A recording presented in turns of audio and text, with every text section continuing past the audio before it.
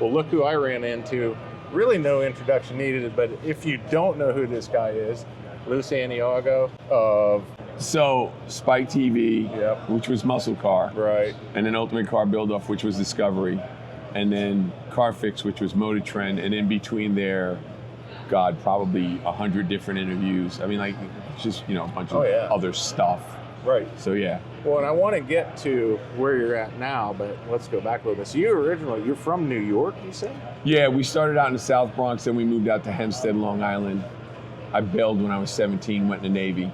Yeah. Screw this place, I don't want to be here anymore. Right. Didn't know where to go, so I went in the military. Turned up retiring from the military, quite the colorful career. And then I landed in North Carolina. I landed in Kannapolis, North Carolina. Had no idea that that's where Dale Earnhardt grew up. Like, I knew nothing about NASCAR. Really?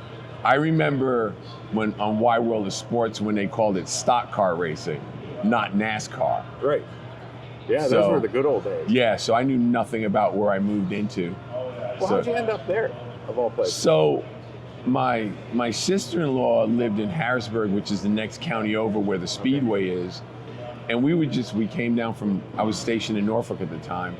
We went down there to visit, and I just was looking through the newspaper, and they had this, remember how the car ads used to be? They were like that big, and all it said was 1984 square feet, 36 by 40 shop, 6.6 acres, and a price. Well, by God, I gotta look at this. I had no intentions of buying a house. No kidding. I called the number. This lady answered. Her name was Maxine Upright. That's how, I'll never forget the name, because it was Sunday morning. She answers the phone, and I said, I don't know who has this property, but I'm really interested in it. And she goes, let me call you back in 5 minutes. She went and got a newspaper, called me back, and she said, I think I know who has that property. And next thing I know, I'm buying a house. No kidding. Yeah. So because of the shop? Yeah. Okay. Well, when did the car bug first bite you? I've always been a car guy. Okay. So as even a kid, everything, okay. yeah. But you really, you picked up welding and a lot of mechanical ability in the Navy, is that correct? Or? I was starting to mess with cars before I went in the Navy. Okay. And then I went in so I was a CB, construction mechanic. That's where I really started doing stuff, but it was mostly heavy stuff. Right. Mostly heavy equipment. Right. Lark 5s which are big, they're recycled beer cans that look like boats, and they're amphibious. Right. You know, they got Cummins 903s in them. They probably changed them out by now, but just working on stuff. But I even messed with cars at night, doing car stuff. And then I really started welding when I was in Newfoundland, and when I was in NMCB1, I did a bunch of welding. Just working up, welding on equipment. And then just kept going from there. Okay. Yeah. So you land in North Carolina, you have a shop. Now, you open a business, or this was just? I dabbled with a business, but I just did stuff for people. A couple bucks here and there, that kind of stuff, nothing crazy. I started doing chassis work in '93 because I couldn't afford to have someone do chassis work. So I knew enough about welding to be dangerous. Right. And my dad was an iron worker. So when we were in Norfolk, craziest thing, I picked up this '69 GMC pickup, wanted to tub it out, and the driveway was like this. So me and my dad are at this rented house putting pots in the ground so we could anchor the truck, because the wheels were on the slope, and then I made stands to get the truck level. Oh man. And cut it in half. You do what you have to do, huh? Yeah. Oh man. Cut it in half. Yeah. Now, were you already married by then? I was actually, believe it or not, I was not married. I was with my wife now, but we were together for 7 years before we got married. Okay. So we did everything backwards. Yeah. Hey. We did it all backwards. Yeah. But I met her in the Navy. Oh, so she's calling me now. Hold on. 3 hours later. So yeah. So married and kids. Got 3 kids. Yep. I have one child from a previous marriage. She's 41, 42. Then I have a son. I have the oldest daughter, a son, a daughter, and another son. That's the order. Okay. My youngest is 26. 26. Yeah. Any of them? Nobody's a car guy. Okay. Nobody. As a matter of fact, I have a cousin that I didn't know was a car guy, because when I left, he was like 10. And then I've been gone for so long. Yeah. I actually saw my one cousin OJ. He's we were at a funeral. I think it was my aunt died. Yeah, my aunt died. We were at a funeral and we saw each other for the first time, God, since like 78. Mm-hmm. And I found out he was a car guy. Well, that's cool. Yeah. So I call him whenever and we just talk shit. Yeah, It's pretty cool. Very cool. Yeah. So what led you? What was the path to television? So my whole TV thing was a total fluke. Like, I never intended to go into TV. I had no aspirations to go into TV. So if you remember when they had the Power Block on Spike TV, you had the Three Stooges in the morning, then the Power Block, and then you had the Kung Fu movies from the 60s and 70s. Oh yeah. Well, I love the Stooges and I love Kung Fu movies. I think they're the greatest films ever. And I would listen to the TV instead of a radio in my shop, because the radios, they play like the same 20 songs. And, and this was before the internet. So I was listening while I was working, and they had this thing about becoming a host, and then they had this thing about a free 4-link calculator and a couple other things. And I had just gotten a computer probably 3-4 months after that. I'm surfing the internet because I just got my computer. Right. And I found the 4-link calculator, and I found the application for a host, and I just joking around filled it out, and then I couldn't delete it because I didn't know how. Okay. Because I never used a computer. So you submitted. I turned up submitting it. Next thing I know, they want all this stuff, so I did it. Drove around with the headshot, the video, the resume, all in the car for like 3 months. So I was way late. Like they weren't even doing the commercial for it anymore. Oh, no kidding. I get a phone call. I was working with troubled kids when I did that. Okay. And they send me this email, and I go into my principal and I said, hey, these people want me to go to Tennessee. And I'm talking, her name was Miss Hodnett, and she goes, do you want to do it? I said, well, I don't know. But I said, but they want me to come out like in 2 weeks. Right. And she goes, well, we got to do these things. I said, well, here, you talk to them. I gave her my phone. I said, they're going to call. And she took care of it. Instead of making it on a Wednesday, she had me going on a Thursday, fly back Friday, Saturday, Friday night. Next thing I know, I got a call. They wanted me to host a show. And that's how you ended up? That's how I turned up on TV. And that was Muscle Car? Yeah. Okay. And which was a new show at the time? It was brand new. I was the original host. Yeah. You and Jared together? So the first 2 episodes I did with Ian and Jesse from Extreme. Yeah. And then Jared came in, and then me and Jared did 15 shows. And then we were going to leave at show 15 because they were killing us. Right. They were killing us. And then my wife had been fighting cancer for a while. And then she called me and said she had a relapse, so I stayed. Jared left. And then fast forward to Car Fix, I did Ultimate Car Build Off in between the two.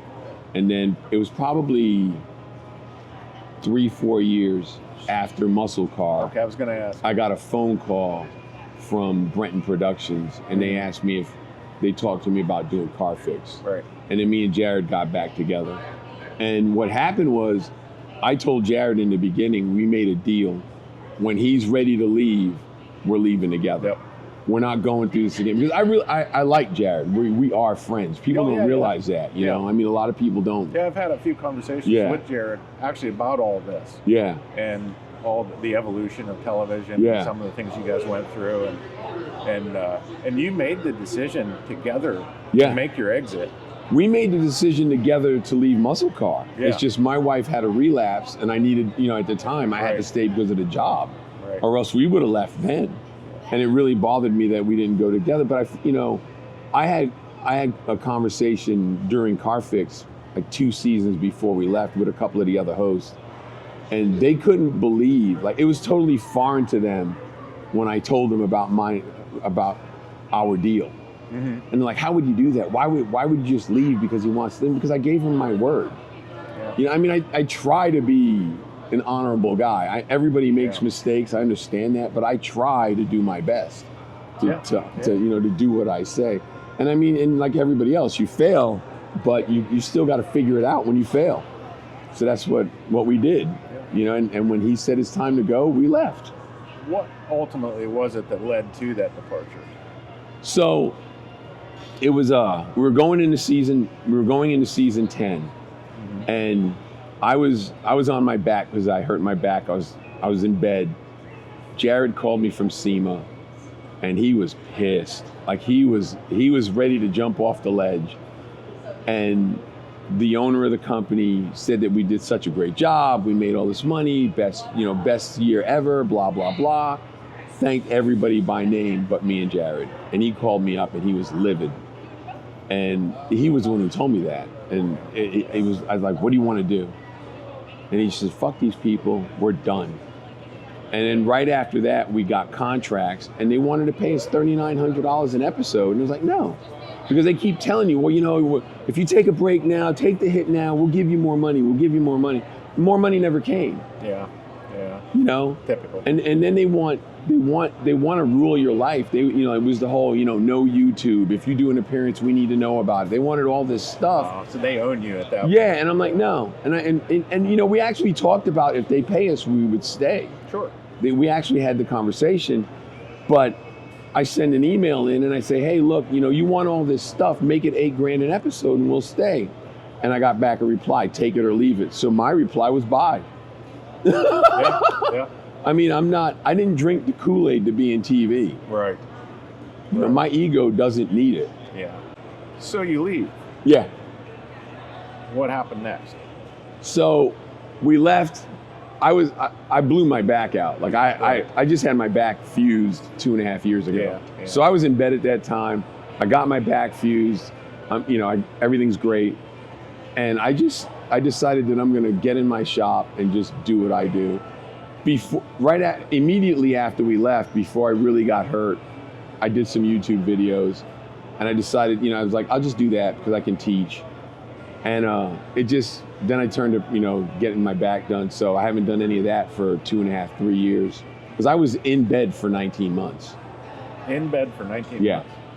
Yeah, like I could barely walk. Yeah. So it was bad. It was bad. They fused me from T12 to S1. Oh, wow. I can't tie my shoes anymore, but, I'm not pissing on myself. Right. Like, people don't realize that's real, Yeah. You twist wrong, the nerves go bazong, yep. Whoop, and then, and you can't stop it. So so what if I can't tie my shoes? Right. So otherwise you're doing okay now? Yeah, I'm good. They made me 1.5 inches taller. No kidding. That's how bad my spine was compressed. Really? Yeah. Wow. Yeah. But I got to tell you this, though. The craziest thing was the guy who did my back. He's punching notes, he's pounding on the keyboard, putting notes. And I said, Doc, I just want you to know this is a fucking win for me. Excuse the language. And he looks at me like I'm crazy. I said, dude, you got the name of the first man and your last name is Back. Adam Back. And I'm like, I told him flat out, I'm walking out. I'm walking out of this. I'm good. And I was good. Oh, man, that's pretty crazy. Yeah. Well, and you're back in the shop now? I'm working. So I got a friend of mine who owns a towing company. He's letting me use a little 2-bay shop that he's got. And I got enough money gathered up to get a shipping container. I'm getting another 20-foot container and get my shop cleaned out. And I got to finish my friend's Mustang. And I got to finish up my, I got a 91 S10 in there that I was doing the rear suspension on. I'm going to finish them up. And then I'm going to start working on the expansion for my shop. I need to get my shop made bigger. I just don't have the room. I outgrew it. So that's the ultimate goal, though, to get your shop kind of back in working order and just kind of. Realistically, the ultimate goal for me is to just do videos, and it's not about money. They always talk about we need all these blue collar jobs that nobody's getting in them. Yeah. But what I see, and I've seen it for years, there's really nobody else coming up because these universities have vilified working a blue collar job. Right. And nobody wants to do it now. It's like they don't want to get dirty. There's nobody coming up. I'm 62 years old, and I don't see a lot of people coming up in this. And it's kind of sad because who's going to do it? Well, that's always the question. Yeah. It's amazing how many times I go somewhere. Like I've been in welding shops, I've been in heavy equipment shops, and they offer me jobs. I'm like, guys, I'm not gonna do this for the rest of my life. Right. because there's nobody coming up, and you need people for those jobs. Oh yeah, you need them. It's that simple. And plumbers make good money. Electricians make good money. Yeah, and I think there's a little bit of movement toward that again. That people are realizing there is. It's supply and demand. Ultimately. Well, there is a movement towards it, but the thing is the schools need to quit telling everybody that working hard is bad. Right. Because that's essentially what they're doing. Yeah. Well, that's marketing. Yeah. Oh, I know it's marketing, but they need to stop doing it. Couldn't agree more. Don't get me wrong. I know you need doctors. I know you need engineers. I know you need all that. Right. But who's going to replace the engine in your car? Right. Who's going to come, fix your toilet? Right. Well, crazy story. The guy who owns Real Deal Steel Bodies. Yeah. He told me, this was about 6 or 7 years ago. He told me that, he was like, Lou, I'm not rich by any means, but I live in a decent neighborhood. My neighbor comes over and he's a doctor. And he wants to know if I could teach him how to replace a wax ring on his toilet. So he says, yeah. So he goes over there, and when he gets over to his neighbor's house, there's like 6 other guys there. Oh, and they all want to learn how to replace the wax ring on their toilet, because they want to know. Man. And when you think about it, I get it, he's teaching, but come on. That's like, that's like basic homeowner stuff. It is, yeah. To me, that's, you got to learn how to do it. Right. You should know it when you buy a house. There's some things you need to know. I agree. And that's how bad it is. Man. Yeah, you're not wrong. So you want to try to promote. Yeah. I want to promote collar jobs and yes. Yeah, good old fashioned. Yes. Yeah, hard work. I think that's a pretty noble pursuit. Yeah, no money in it, but it's not about money for me though. It's never been about money. Yeah, I'm not motivated by money. Right. I like the fact that you can build something with your hands and then you can watch it drive down the street, or you can drive it. You know what I mean? You can enjoy it. Yeah, a lot of satisfaction in it. Yeah. Sure. So, backing up to you did do the YouTube thing. And you and YouTube didn't get along all that well. Yeah, so I started doing a podcast with my friend John, Three Lefts Don't Make a Right. Right. We started doing that, and this guy, because you're still talking. There you go. You're still talking. Your cameraman's hands and knees are shaking, and you're still yapping. Your cameraman was not ready for this, sir. She is a camera woman. Camera person. Camera person. We're not using pronouns here. Camera person. Now you're sexist. Lou doesn't care about you. Continue. Thank you. Well, we learned one other thing about it. No, I'm just kidding. What, that I don't shut up? Well, no, we already knew that. No, I'm just kidding. So, okay. You can leave that in. Well, I plan to. I was just trying to rewind to where we were. So you did the podcast. Yeah, so what happened, so it's crazy. So John and I do this podcast, and we interviewed John Schneider, Bo Dude. Yeah, I watched it. Somebody watched the podcast like 2 years later. Yeah, you're it hurt my feelings. And they complain to YouTube, they pull it down, they take 1,000 viewers from us, they throttle us, so we're not getting, we weren't making a ton of money, but the money stopped coming in basically. Yeah. And then the Garage Insider TV thing, backing up a little bit, the guy sold the building, so I had to do the midnight move, so that got shut down. About that. So, everything just went into a tailspin. So we got pulled down from YouTube twice. So John decided, let's just start a streaming service. Yeah. So John did that. He spearheaded that. And I'm the minority owner because I'm the censor. So that's been up for 18 months. And that is 0 to 60. It's numbers, not letters. Yes. It's 0260.tv. So it's car based. We've probably got, I don't know, I think there's like 100 episodes of the podcast up there. Okay. Some of the Garage Insider TV, which is me working, is up there. There's still stuff on YouTube, but we're trying to get everybody to 0 to 60. Right. And it's we've got old car movies, we've got old car commercials, the old car cartoons like the Wacky Races and Penelope Pit Stop. Speed Racer. Right. What are some of the movies you have? Like we have The California Kid, Mother Jugs and Speed, Cannonball Run, Crazy Mary and Dirty Larry. Oh, that's awesome. We got Duel with Dennis Weaver and the Peterbilt. You know, the needle-nosed Peterbilt chasing her. Yeah, we got that. That's cool. There's just a bunch of stuff like that. But we are. Steve Darnell gave us a couple seasons of Welder Up. Okay. And we've got some Stacy David gears on there. It's car stuff. We're trying because and I get it. The car world is underserved. Right. So we just figured we'd try it, see what it does. Yeah. And if it works, it works. If it doesn't, we'll figure something else out. That's right. You know. So far so good. So far, it's not making money. It's making a couple bucks, but not like thousands. Right. It's making teens. Right. And that's better than we're not totally upside down. That's right. So we're doing that, and that's really it. But we would like to start making content, and we're looking for content providers. Right. You and I talked about that yesterday, and we started that conversation. Yeah. So we're looking. You know what I mean? It's kind of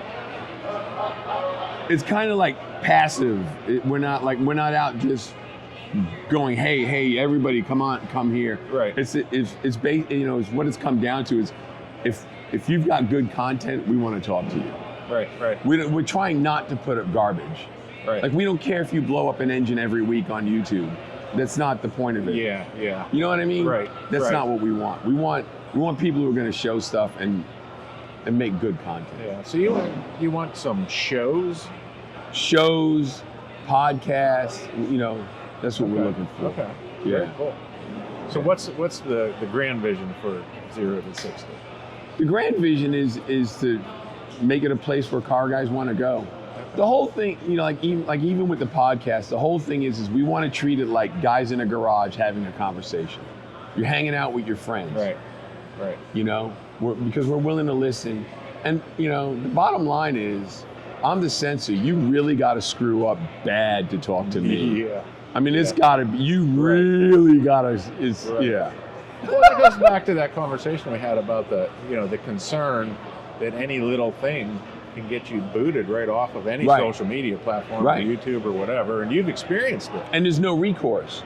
No, you can't fight them. You can't call somebody and say, "Hey, what's going on?" They don't give you an explanation. And it's because they own it all. And that's one of the biggest reasons why we decided to do this, because it's not like you can't find me and you can find John. Yeah. You know, and if you find me, I can turn you to John, no problem. Right. Nobody does that anymore. I think it's a lot of it is because these people don't want to have conflict. The real world it's not a conflict-free zone. Right. You know, you have to have conflict. That's the way you get shit fixed. Absolutely. Yeah. Absolutely. Yeah. And it's a subscription-based service? Yeah, it's subscription-based. Okay. It's I think it's $10 a month. I don't remember. Okay. Because I don't pay attention to it. It's not my job to worry about it. Gotcha. If you'd like to try 0 to 60 TV, how about this exclusive offer? Go to 02, that's the number 260.tv/gearhead, and when you sign up, use the coupon code GEARHEAD when you check out, and you'll get 2 months of unrestricted access to all the great content on 0 to 60 for no cost on us. Now, this is a limited time offer, so don't delay. I've watched some of your stuff, and you know it's pretty interesting. I love the podcast. Yeah, I really did, and it is on there. It's on there, and we took 18 months off because, you know, of building it and me getting surgery and all that. So it turned out being 18 months. We have 4 new episodes up, I think it is. Okay. And being that I'm traveling this month, you know, I'm traveling to all these shows this month. We're going to start doing, I'm talking to Chris Coddington for August. I'm talking to Mandy, the lady who does the art over there, for August. And I'm just gathering people. Okay. Start getting them in next month. So you're going to continue to produce content? Yes. Okay. Yeah. In addition to bringing other content creators into the mix. Yeah. Okay. And we're all about, hey, it doesn't matter if you make a podcast. As long as it's car oriented. Right. And what I would like to do eventually is leave the podcast or turn it over to someone else and get back in the shop and start Right. really doing what I do, what I enjoy, making sparks. Yep. That's my ultimate plan. It's my ultimate I plan. hope you get there. I hope you get there. Oh, I'll get there. Yeah. I'm I too know dumb you to will. be scared, so That's right. I'm going to do it. Yeah. Good for you. Yeah. Anything else you want to tell the viewers? Anything else you'd like to promote? Nah, we're good. Just remember, love your car guy. Good advice. Good advice. Lou, thank you so much for your time. Anytime. We really appreciate it. It's Anytime. great running into you. Anytime. And hope to talk to you again here soon. Yeah. It's the car game. Oh, Love it is. It is. All right. Thank you. All right.